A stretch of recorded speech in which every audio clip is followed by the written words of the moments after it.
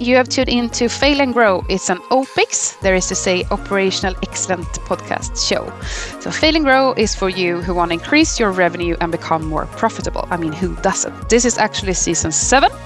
And you, the one who are listening, are fortunate enough to learn and laugh and listen to world-class leaders within operational excellence, who are not just full of knowledge, but also humble enough to share their fuck-ups and what they learned from it. And your host is me, Vilma. I'm one of the co-founders and the CEO of VeloxQ, Configure, Price, Quote. So what we do, that is, we increases the user adoption of your CRM. We take away all unnecessary spreadsheet where you do your pricing and quoting as of today, and we ensure that it's an error-free process. And that will lead to, of course, an increased revenue and profitability. But enough about me and VeloxQ. Today, we're going to talk about a really superstar within sales. She works at a company called Dear Lucy. They are a sales performance management platform. They help over 150 clients globally in 20 countries to crush their targets on a monthly basis, ensuring the sales performance is really high. So, Johanna Korhonen, I hope I pronounce your name correctly. And I always ask a little bit about bragging beforehand, and you were like, no worries, I'm working within sales. And you said, and I just love this, I'm a sales powerhouse lady. I've been working in mostly SaaS sales for 10 years, selling to 140 countries directly from Helsinki, and you also led global teams. So it's a true pleasure meeting another old outreach superstar, not afraid of taking like that cold call, and that's thanks to you that you're here today, because like, Vilma, should we schedule that call? And you are so welcome, Johanna. Thank you for being that persistent. Well, thank you, Vilma, and that was such an incredible introduction. It makes me humble, but we work in sales and we're here to crush targets, so we shouldn't be too humble because there's always a new target to hit. But it's a pleasure for inviting me here, and it's all about being persistent, whether that is connecting with new potential clients or podcast shows. I totally agree. And with your words, what do Dear Lucy do, and why did you decide to join them as a team? Yeah, absolutely. So I think you gave a really good introduction. You could work for us in our sales as well. I don't know that. Yes, so essentially what we do, we provide a sales performance management platform that integrates with the mainstream CRM. So we're talking about Salesforce, HubSpot, Pipedrive. It enhances the analytics and reporting capabilities, so you can essentially track any KPI that you have that then again helps you to increase your sales and your performance and really optimize that. So I am a data geek myself. I've always been data driven, and especially when it comes to sales, it's a very binary function. So sales is a numbers led function overall. It's all about hitting your quota, counting how many activities you've done for the day. And I think sales teams overall could really focus on maximizing their performance and time spent on the correct tasks. It's a lot that sales teams usually have to do on a daily basis. There's the admin, there's the outreach, and your time is limited. And with data analysis, you can really allocate where you focus your time on, which activities you need to focus on, which accounts and deals and opportunities you need to focus on. And that is what we do. So we take the performance management to next level. So every individual in the sales organization can have dashboards and reports that coach them what actions they need to do on a daily basis, whether that it's an SDR, BDR, inbound, outbound, AE, a team lead manager, management board. You know exactly where you are today, and you know exactly what you need to do by utilizing your own data and on your own sales anatomy, really the ways that you close deals and do business. Very interesting. I always said that if you work with sales, my background is with the sales, and you don't know your numbers, then you don't know the strengths, and you don't know, your weakest links either. So if you're like stressed, I'm not going to take my quota, or will I, back and forth having that. I assume everyone worked in sales have had that feeling. If you know your numbers, then you can like drill it down and say, okay, but if I focus on this now or these two things, then my chances will rapidly increase. That nervous feeling, getting lower. Exactly, and utilizing intelligent algorithms, predictive analytics. Sales reps don't really need to focus on being data analysts. They are not, and they shouldn't be, but they can use these intelligent algorithms to kind of map out, okay, so how much pipe do I really need to have? What are the deals that I need to focus on? So we have all this AI emerging and data science that really can help us to tell us, okay, so these are the deals that I need to focus on. This is how many more calls I need to place in order to hit my quota. I think leading sales teams and being a salesperson myself, I want to crush my target the shortest way I can. So I want to hit my goals and kind of be as lazy as I can without doing the extra work, so to say. Because I think in sales, you have to take so many kind of missteps in order to hit your quota, because you don't really know the way to succession. But you can utilize data and kind of use that as your roadmap. Okay, so what do I need to do exactly in order for me to get this quarterly target? And we are almost entered today's topic, data-driven sales, to have a really, really slick sales management performance. But we're going to do some maybe not so relevant questions beforehand, but I think they are joyful. so here they comes. So your favorite after work drink. I don't know if you drink alcohol, but if you do, and you are maybe close that dream deal, that your current top target customer, you have closed it, and you're going to celebrate. What would you pour in your glass then? Well, I am a gin lover, so I always love a gin drink, but my ultimate favorite after work drink is an espresso martini. That is the one that gives you a little pick-me-up with the caffeine, especially 5 o'clock, and if it's a sunny day or if it's a rainy day and you need a little extra energy, that is always my go-to drink. But the importance is not to have too many, because then you will stay up very late with all that espresso after hours. Yeah, it's an efficient drink in many ways. Yeah, I couldn't agree more with you. And then I'm going to ask you about something more maybe personal, but you, of course, decide where you want to put the level. So your funniest work-related fuck-up that you want to share with us, what is that? Well, I'm very accustomed to doing and saying a lot of wrong things at the wrong time, because I work in sales and I have a lot of social interaction. And I think even with working in sales for over 10 years, I still somehow always mix up people's names. And I think that's kind of like the dyslexic in me just can't get those names right. And that doesn't only apply to sales, but also Tinder. And I always use the wrong first names when approaching the different people.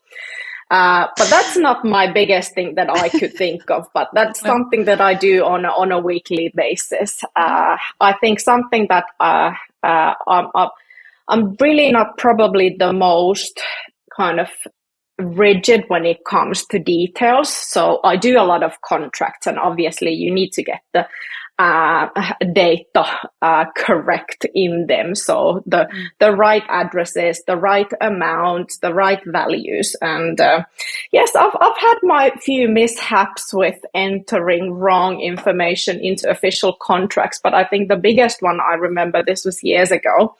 I sent a very big contract out, that it was one of my biggest deals, and the delivery number was supposed to be 100K. So that was kind of what we were supposed to deliver as a company. And the official proposal I sent out with the paperwork to every stakeholder had 1 million.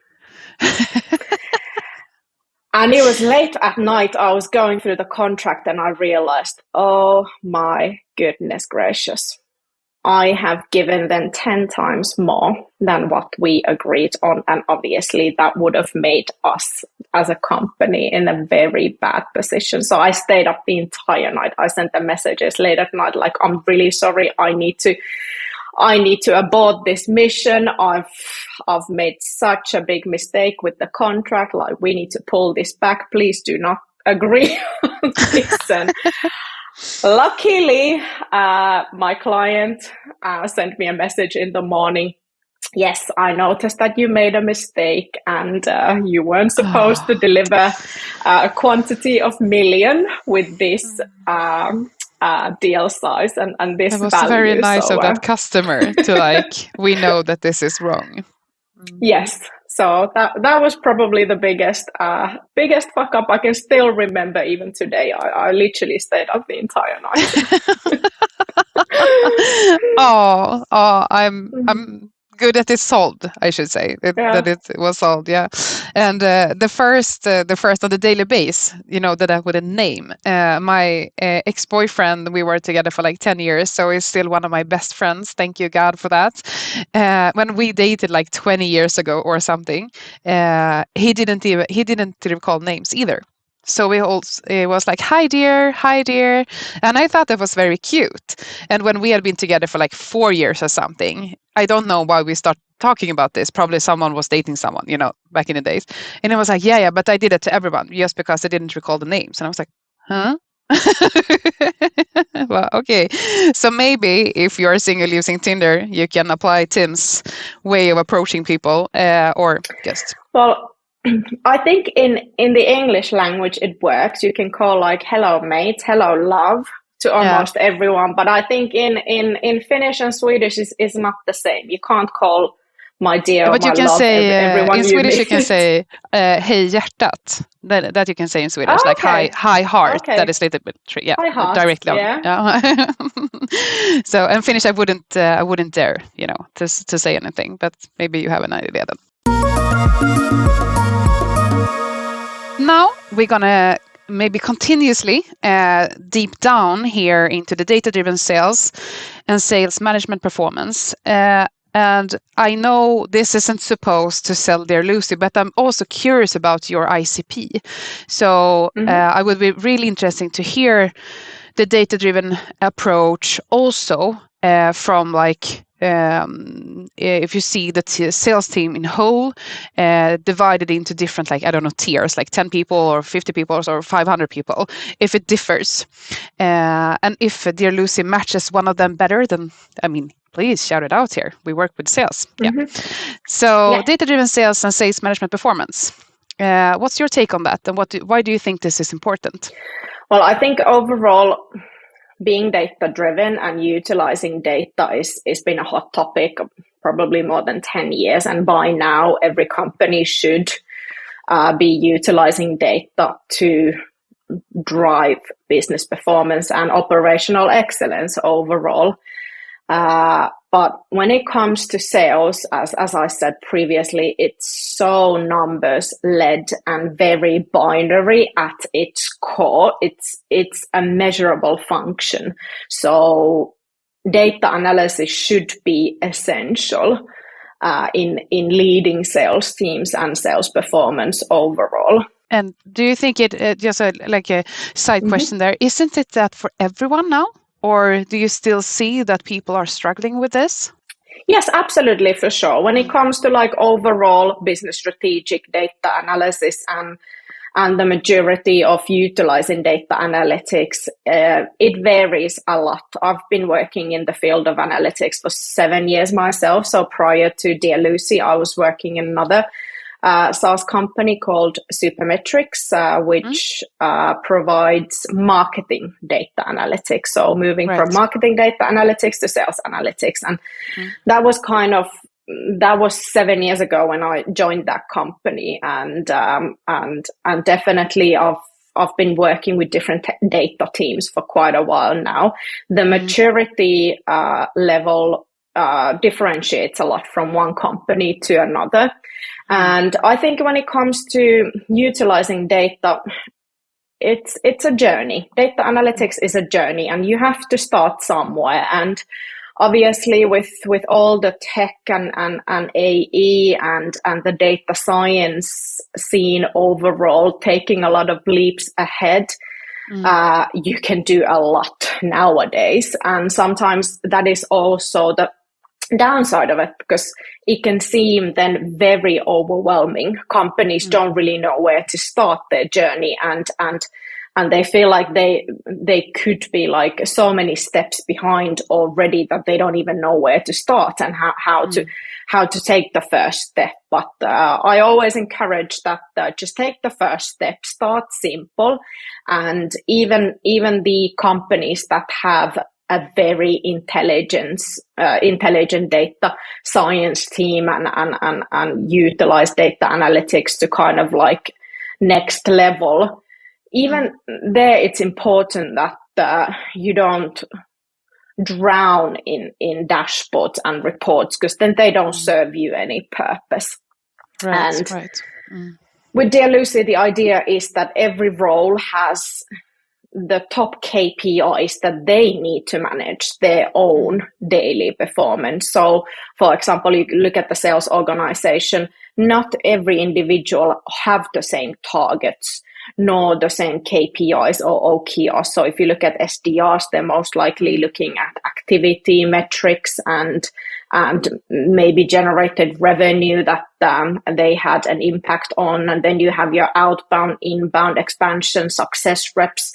Everyone has a different target. So you have your net new revenue, you have your churn, you have your upsell, you have your new customer acquisition target. So you really need to have the data that serves your role, not the overall sales organization. Then you have your sales managers, your territory leads. They're not really interested in individual level performance or how many calls have this individual placed today. And then you go into kind of higher on the hierarchy. You have your whole management, you have your board, you have your investors, your other stakeholders. So you need the data that is important to that specific individual or team. Correctly. So start somewhere. You have to start like doing it, and then look into like set a number of KPIs for each role that you have currently in your organization, to get started in the next step, really, to make it relevant for that person and really drive performance and ultimately revenue by looking at the right KPIs and make it. Is this summarized correctly? Yeah, exactly. So quite often the first step is to start to track data, first of all, and collect your own data. And then after you have some data, you can start to look at the historical data. Okay, so what has happened? How did we come to this current situation that we're in? So that's kind of first step. Collect data. Second, look at your historical data. Then the third step is to utilize that historical data to guide your next best step. Okay, so how can we then kind of define what to do next? How should we make different choices, different moves in order to either replicate the success that we already did or aim higher? And obviously after that, we get the prescriptive analytics.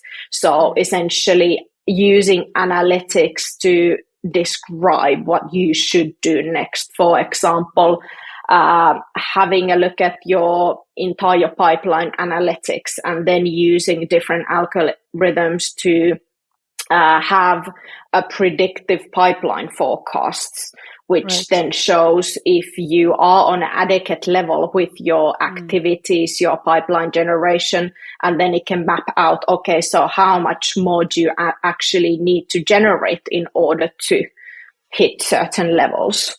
So it's a journey. Data analytics is a journey, and you can be at any step in your maturity journey, and Lucy can help with that. We can help you with anywhere you are in your data journey, whether it is that you're just setting up your reporting and having your first reports, or you've gathered some data and you want to do some historical analysis, or you want to take the next steps into predictive and prescriptive analysis. Okay, interesting. And how do you handle like when companies feel that their historical data isn't of the highest quality? What is your recommendation then? Should one go back in time, and what do you do when the historical data isn't in the highest quality? Well, obviously there's a lot of things that you can do to clean up that data, and there's different tech for that. We don't really do data cleanup, but what we do is we help the sales team to keep the data quality high from here onwards, obviously. So we have different CRM hygiene check reports, for example. So I think that's probably one of the most common issues in sales teams, that sales reps can be quite slow, let's say, let's put it politically that way, to update CRMs. So we can help with that. So really build the data-driven culture. And I think that comes from kind of the perspective that data analysis has to be beneficial for the individual sales rep. Because I know in most companies and in most teams, updating CRMs, that's kind of like the most tedious jobs that you have. And usually it's perceived in a way that, okay, it serves the management, so they get their report and whatnots. And this is kind of like the thing I need to do without it giving anything back to me. But I really want to reverse that thinking and kind of turn the tables, is that I want to challenge that every individual sales rep should know the anatomy of how they sell in order to sell more. Isn't sales what it's all about? It's to perform really well all the time. And understanding how you perform well should be at its core.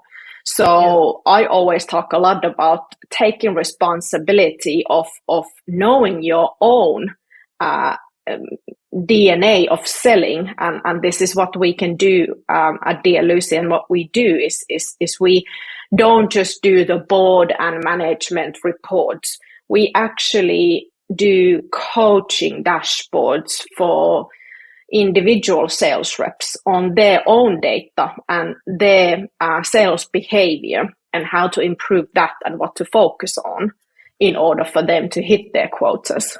Right. Interesting. And when we jump into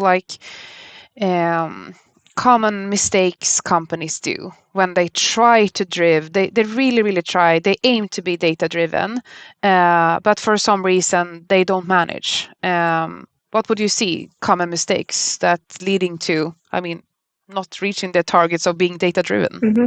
I think it's probably two things.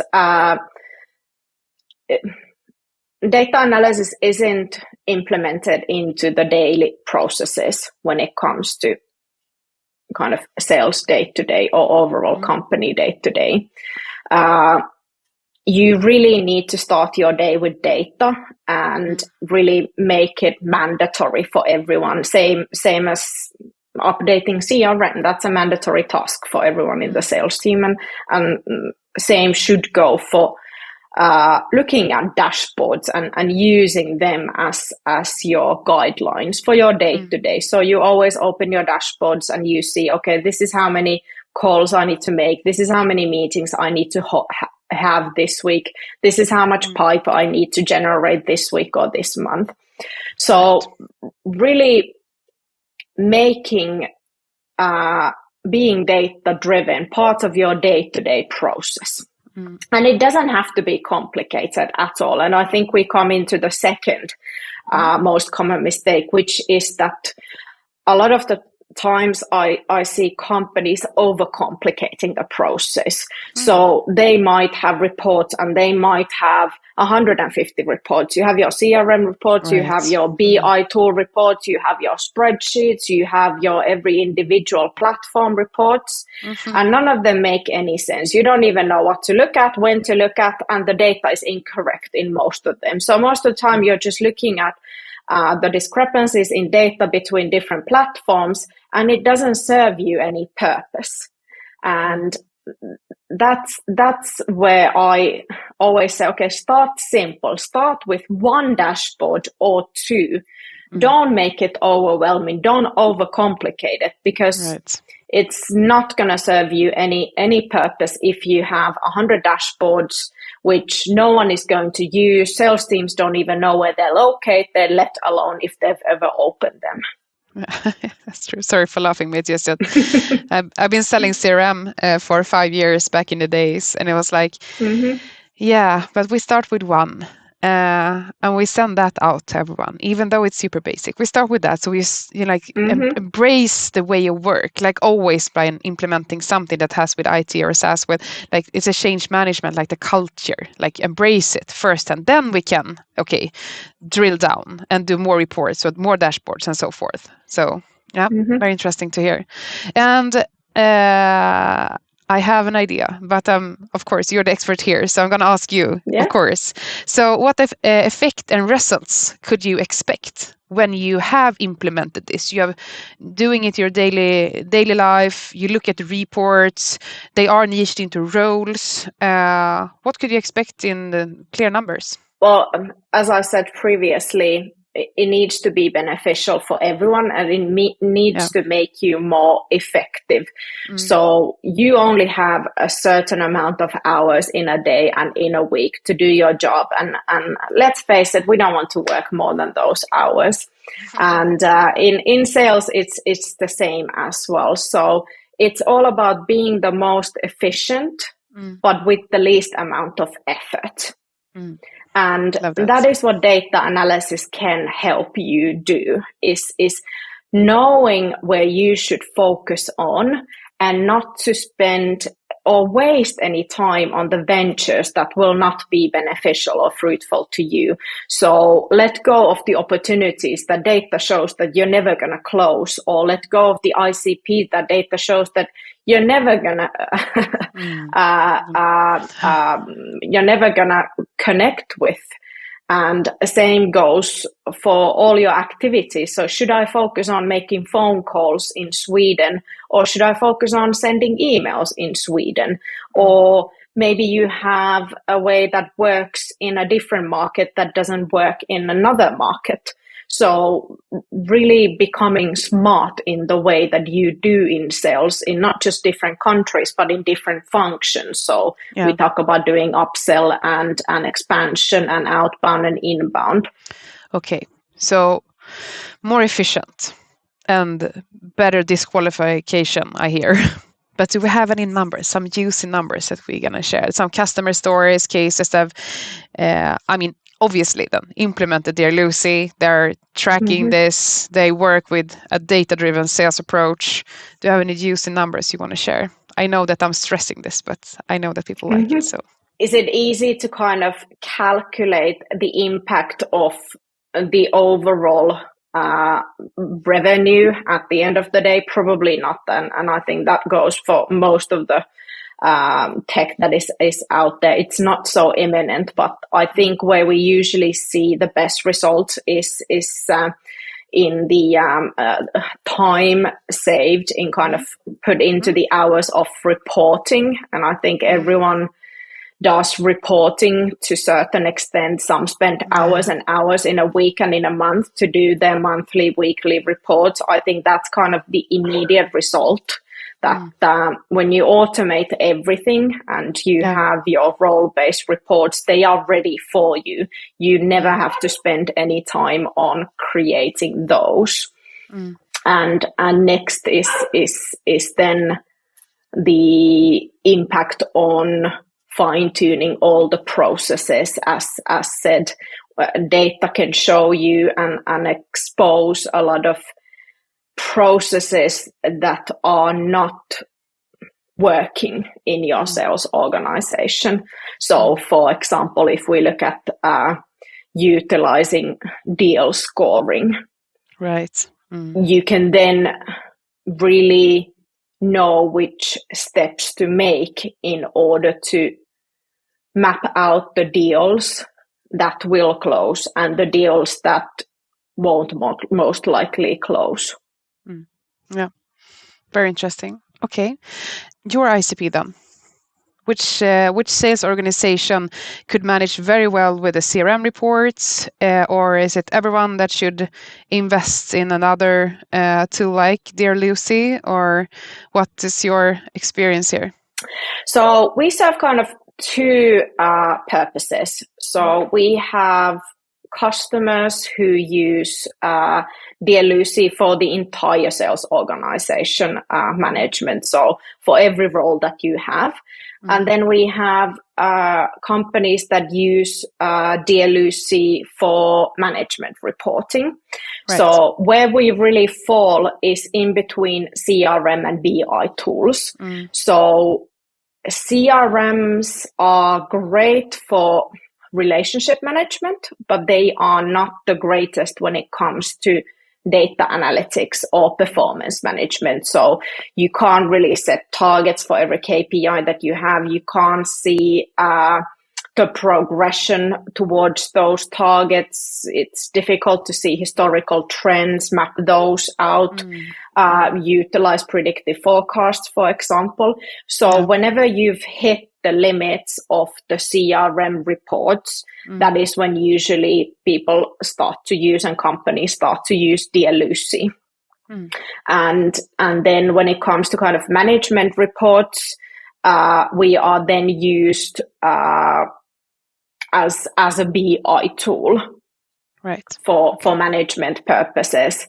But for sales teams and individual sales reps, I said previously, I don't think sales people should focus on being data analysts or doing any data analysis or trying to decipher any of their data or really get that accustomed to utilizing BI tools, because those are very complex. So Dear Lucy is a very simple tool to use by the sales team. So it's aimed for sales teams to use. Right. I think your dog has very many important things to say here too. I think so as well. She also loves sales and sales performance management overall. She's true passion by heart there. That's great to know. Yeah, but okay, sorry for me, but obviously everyone can hear the dog barking. Interesting, and I can really see the value of that. As I said earlier, I mean, selling CRM tools beforehand and now running a company and making reports, everything that could ease it is of course very nice, or a need, I would say, and also to have the correct numbers to make good analysis and ultimately take decisions on. So, of course, very important. And that little bit leads me to the last question within the topic today. And we're talking a lot about like internally efficiency and so forth. But if we take the customers, like your customers, why it's important for them that the organization trying to sell to them or selling to them have a data-driven approach, you feel? So I'm talking about our customers? No, your customers really. So say you, I know that you have, what are they called? Oh no, Ingrid. Ingrid.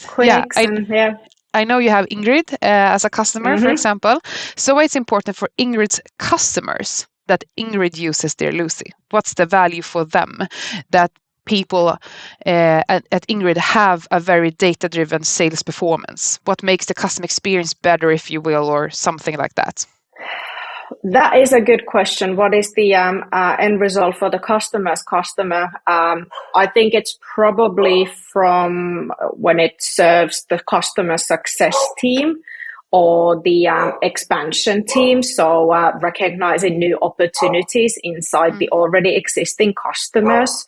From a sales perspective, I would say that's probably the most beneficial. And obviously then, well, because it's sales revenue analytics, then probably those are not the numbers or the topics that are really kind of discussed with their end customers, so to say. It serves more the internal purpose of the sales team.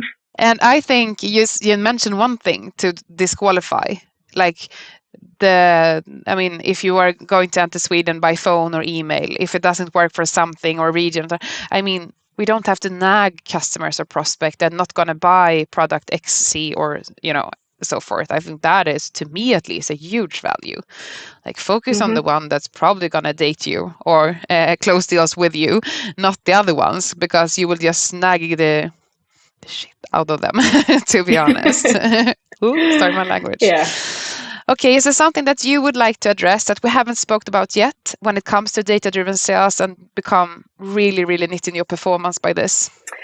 I think I always kind of repeat myself. So start from somewhere, implement data into your day-to-day processes.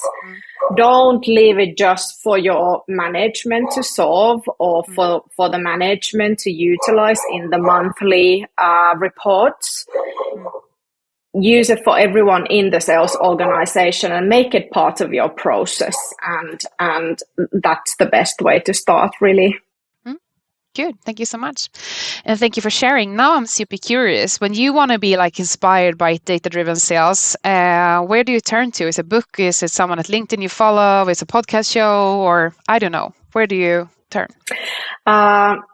I'm a huge fan of LinkedIn. I'm very active myself over there, and I follow a lot of people on LinkedIn, especially sales leaders and all these new CROs and revenue operation leaders that are arising and popping out everywhere.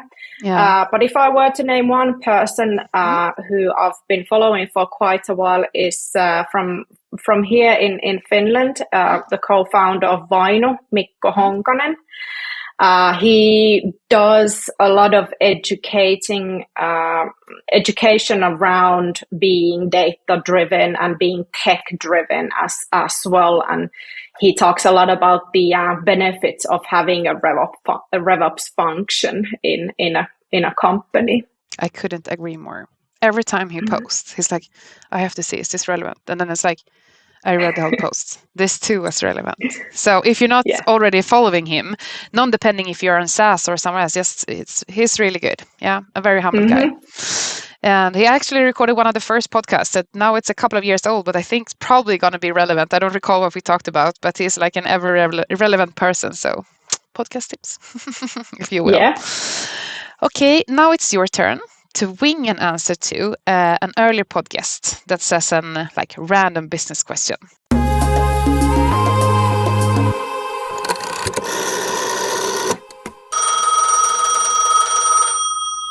If you're looking to make a bigger purchase of some sort for your company, how do you get your board committed to that? How do you get them interested, and how do you actually get a buy-in?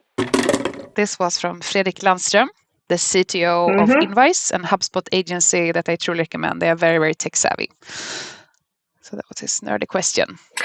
I think I've been in a very fortunate position for both this company and my previous company that myself as a sales leader, I've had quite a lot of authority and autonomy in making new purchase decisions when it comes to acquiring tech for my team, and that could be beneficial.